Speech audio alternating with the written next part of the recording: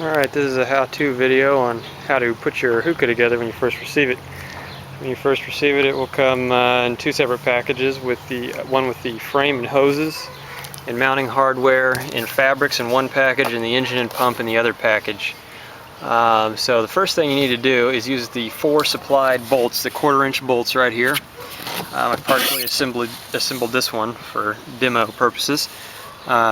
Use those 1/4-inch bolts, put them up through the bottom of the mounting plate, put the washer on top of the engine mounting flange, and then put the bolt on, the nut on. The nut and the bolt are both 7/16, so you'll need a 7/16 wrench or an opened-end wrench, adjustable type. Something like that will work fine. Second thing you need to do is put on the heat hose right here. The heat hose comes off the outlet nipple on the compressor head. You don't need to tighten this very tight. You can use a thread locker or a Teflon tape, it doesn't matter. You don't need to use anything. The amount of air leaking out of here would be pretty inconsequential if you don't even put anything on it. It'll be fine running it that way. Next thing you can do, this is probably better to inflate the inner tube first, is put the supplied straps on. What you do is you just loop it around the frame. You want to come in through the bottom and then loop it around your quick connect here, like so, just like that, with both keep both ends together. Run them in through the bottom side, out through the top side. Just keep them together like that. Make sure it's good and snug. Again, this, like I say, you want to do that with your tube inflated. That'll provide you the best, so your ring's not moving around. That'll secure it to the inner tube cover. Once you do that, you'll be ready to get the engine running. In order to get it running, you first have to fill it up with oil. And when you do that, you want to make sure the engine is on flat, level ground, and unscrew the fill port. And I say it's too hard to read the dipstick here. So what I like to do is either read the capacity and fill it up to the capacity, or just look in here after you've put your funnel in, filled it up, taken your funnel back out. Wait for a second for the oil to settle, and once it's settled, make sure it's somewhere on these threads. At the base of the threads is ideal. Make sure your pool is to be optimized at the base of the threads. That'll ensure that in wave action that the hookah will stay running, because this does have a low oil shutdown, and if you do not have enough oil, the engine will think, well, it'll know that you're low on oil, and it will automatically shut off if an angle is applied to it. So again, like I say, if you're on flat level ground, any additional or excessive oil that you put in there will come spilling out the fill port. You cannot overfill it. It'll want to drain right back down to a safe level. But the best level is right to the base of the threads on the fill port, and that goes for the GX engine, the GC engine, the Lifan engine, all of them. And then lastly, once you've got all that done, you've got gas in your tank. Go ahead and install the air intake manifold or pipe. You can zip tie a dive flag to it. If you are in an area that requires it, and it's a good idea, just so boaters know, that there's something to look out for there. Obviously, like I said, you put gas in it. You can refer to your engine operating guide for first starting. This is your choke. On this engine, the off is all the way in the down position. On the GX engine, there's a switch. So you got switch and throttle. This one is throttle and switch all combined into one. Pretty simple. Just bring it off of stop, choke it. Once you got your oil and gas in it, start it. And for the first time starting, what I always say is come down here to the end of your heat hose and make sure both of these valves are open for the first time, because when you first start it, your carburetor float bowl, which is right here, is not going to be primed with gasoline. So to get it primed, you don't want this pump building up back pressure on this line. Otherwise it'll make it really difficult to pull, because you'll have resistance here pushing back on you on the engine. So you want to make sure both these valves are open. You can look in there and easily see, like, the valve's closed there, open there, easy enough to see. When you attach this line to the leader line on the inner tube, you want to make sure you got plenty of line available, but you also want to make sure you're not dragging it through the water by your fittings. This is designed so that the load is applied to the tube cover, because it's locked in there pretty good and it keeps a lower center of gravity. And then also with plenty of slack, it'll dip down into the water to keep these delicate lines from getting overheated.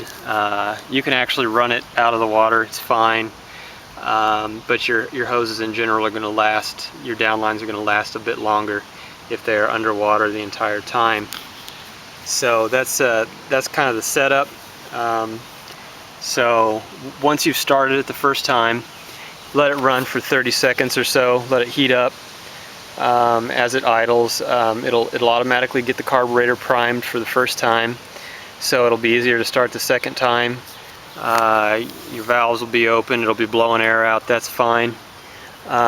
When you're finally ready to, if you're ready to go diving right away, what you can do is just shut one valve off at a time, screw on your air hose, open the valve, shut the other valve off, and screw on your second air hose. Or if you're just a single diver, then just shut the other one off, obviously, so you're not bypassing any air. And then kind of a technical detail, this is the line pressure. This controls the line pressure right here. It's really simple. All it is there's a spring. You can kind of see the little red thing in there. There's a spring pushing on a seat. The harder that spring pushes on the seat, the greater the line pressure. And so if you want to increase it, you back off this lock nut, turn this thing clockwise as viewed from this direction. That'll increase the pressure on the spring, which increases pressure on the seat, which increases pressure in the line. And then if you have less pressure, you want to back it off, and that'll allow it to blow off. I will say, if you're constantly having to increase pressure, a couple things you want to be aware of is you might have piston seal wear inside here, so you're not building up sufficient pressure. You should see a couple of threads above the lock nut line, so if you're having to drive this thing way in, then that means something's starting to go bad. The first thing to look for is if you've ingested sand into the system, sand or any kind of debris really, it's going to work its way down these lines, and it's going to stop right here. This is where the port, the orifice in the seat inside the regulator are. So if you're constantly having to increase pressure, the first thing to check is right inside here. You want to grab this nut right there against the base of the plastic where the nut meets the plastic. Grab that with a pair of pliers. Grab this with a pair of pliers. Turn this counterclockwise. Separate these two, and you'll be able to determine whether or not there's debris in this area. So that's the first thing to check if you're having to constantly mess with your line pressure. And then I can be emailed for details on adjusting like your regulator spring rates and things like that. But everything comes out of here preset, so that you shouldn't really need to mess with it. And anything you need to mess with should just be right here. You can, like I say, you can open this and close or screw it in and out based upon your needs. You know how it feels as you're breathing. If you're experiencing too much inhalation effort, you can back off this lock nut, screw this down a little bit, and that will increase your, will decrease your breathing effort, increasing the pressure in the line. But if you're going too far, that's something you're going to have to kind of start troubleshooting with. So that's kind of it for getting started with the Hookah itself. Everything's pre-coated when it comes out of here. But what you're going to want to do is especially if you're in salt water. Anything on here is going to corrode really fast with salt water if you don't take care of it. Wash it with fresh water after every dive.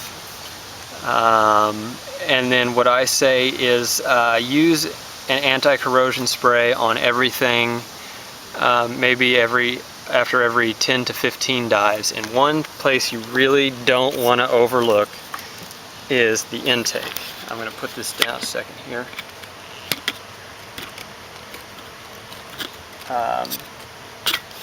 Okay, the intake, I got that loosened.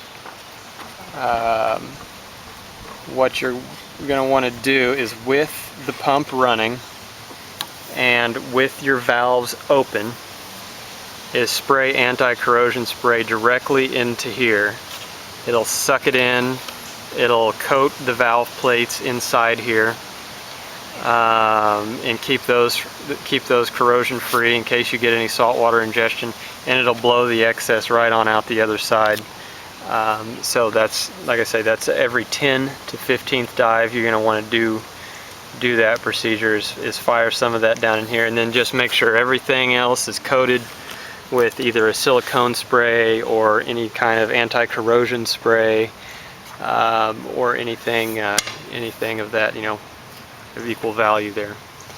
Other than that, that's pretty much the complete overlook of the Hookah. Not too complicated. Just if you have the larger type of or the larger pump, this nipple is actually coming out of the head. Don't over tighten this. Don't over tighten this heat hose here, because you'll strip out you run the risk of stripping these threads. Just past hand tight is fine. And other than that, throttle settings dependent upon how deep you're diving. That's something that depends, upon your size and weight and what you're doing underwater. That's just something you have to get used to. Over revving it is fine. You'll just blow off the excess. You'll just blow off the excess air right here. It's not going to hurt it. It will. I do say it will. It will decrease your pump life. Because that's an oilless pump, and it's stroking the piston up and down the bore at a pretty good RPM.